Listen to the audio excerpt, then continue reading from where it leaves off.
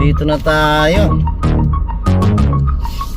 Dito na tayo sa bahay ng mga sakalam.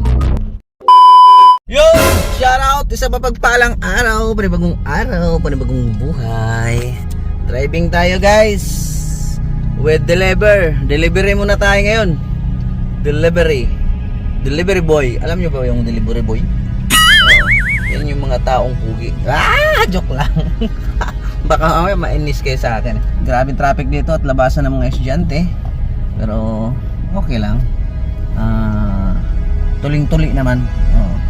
Kaya dahan-dahan lang. Then i-dispose na natin to. Nakatulog ng isang gabi at isang araw kalahati yung dito sa loob ng sasakyan. Yung sabi ni Bal dito na lang daw i-dispose. Kaya yun, bumiyahe tayo ngayon para alas 6 pa ang ngayon ang oras ay nasa 4:30 ng hapon. Maaga na tayo para maaga natin ma-dispose yan. Yan guys, kita tayo doon sa Kasikap Village, ang kaping may puso.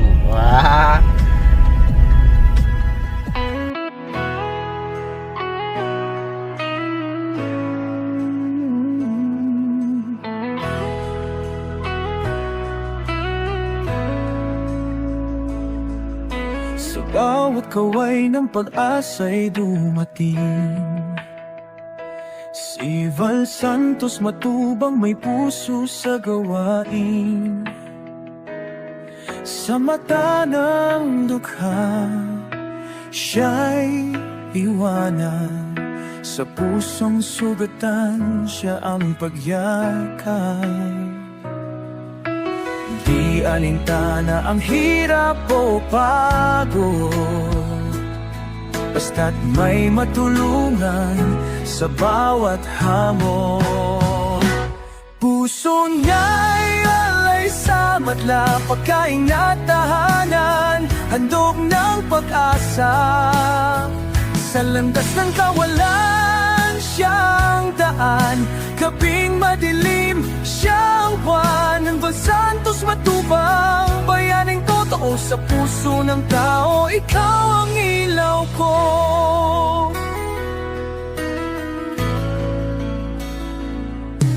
Hindi kayamanan ang kanyang yaman,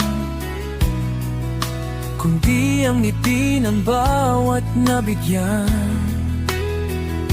Sa tahanang binuo ng pagmamalasakit, may buhay na muling sumitlab ang init. Kahit ulan o araw man ang dumaan, damdamin ng madlay, kanyang pinapasan.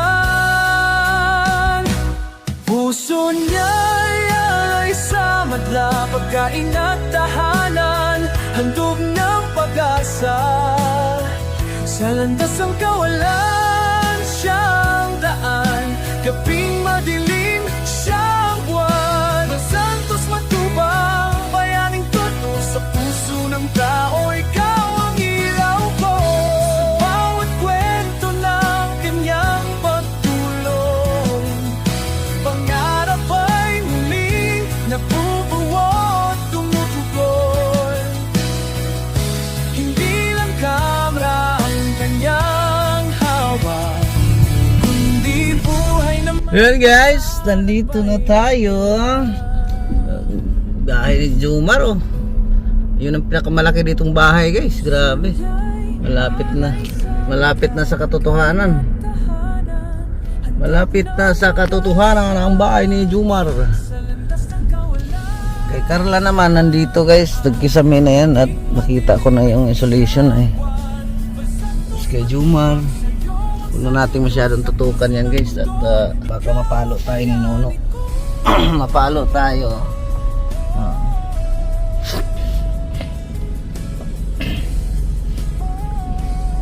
Dito na tayo. Nandito na tayo sa bahay ng mga sakalam. Di ba? Oh, ayan na. Bahay ng mga sakalam.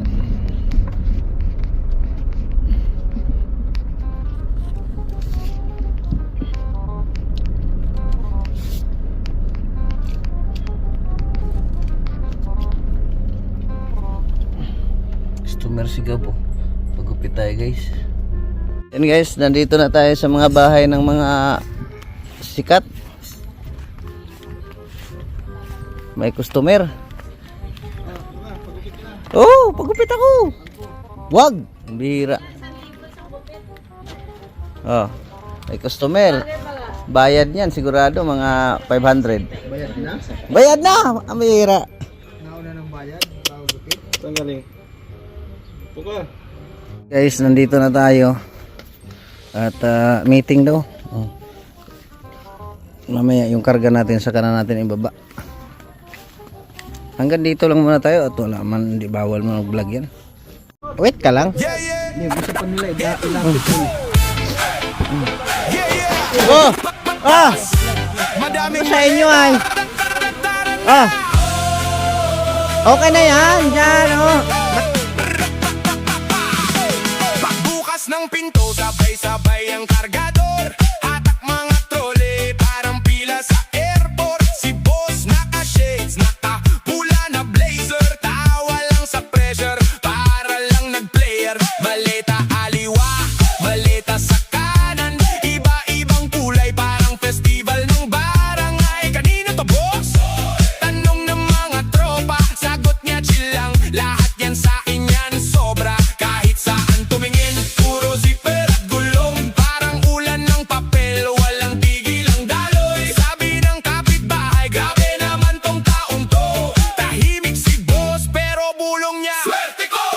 Paldo si boss, oo paldo si boss. Madami siyang maleta, parang hindi mauubos. Paldo si boss. Yun, maraming salamat ma'am na si Jen, ano, at marami ang matutulungan nitong bigas na to, ano. Thank you talaga sa iyo. Hindi man namin maibalik ito sa inyo ng personal. Alam ko ibabalik ni Lord ito sa inyo. Maraming salamat and God bless po, ma'am Nancy Jen. Napapakipad hanggang ibang mundo. Pisko, ilaw sayaw sa kisame. Habang binubuksan ni boss ang isang maleta sa mesa. Nandun ang panghanda, pang ospital, pang eskwela. Pang kape sa umaga at pang gabi sa probinsya. Mga pinsang kapitbahay, lahat ay nakaabang. Parang raffle sa plaza, sino kayang tatamaan? Huwag kayong mag-away, hati-hati lang tayo. Sabi ni boss, sabay kindat, basta wag chismoso.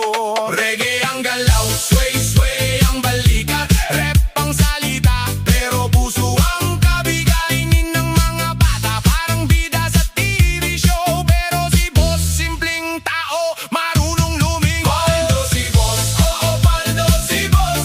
Madami siyang maleta, parang hindi mauubos. Paldo si boss, oo paldo si boss. Hatak dito, tulak doon, pera parang nag-flow. Paldo si boss, oo paldo si boss. Kung kwento ng biyaya, siya ang buong episode. Paldo si boss, oo paldo si boss. Maleta na pakpaklipad hanggang ibang mundo. Check. Sa kanto dati upos lang ang ulam. Ngayon sa lamesa may prutas, may lutong abroad. Di niya kinalimutan kung saan siya galing. Kaya bawat bukas maleta may kapalit na ngiti. Isang pagbara kay lola na matagal nang nag-aantay. Isang pagbara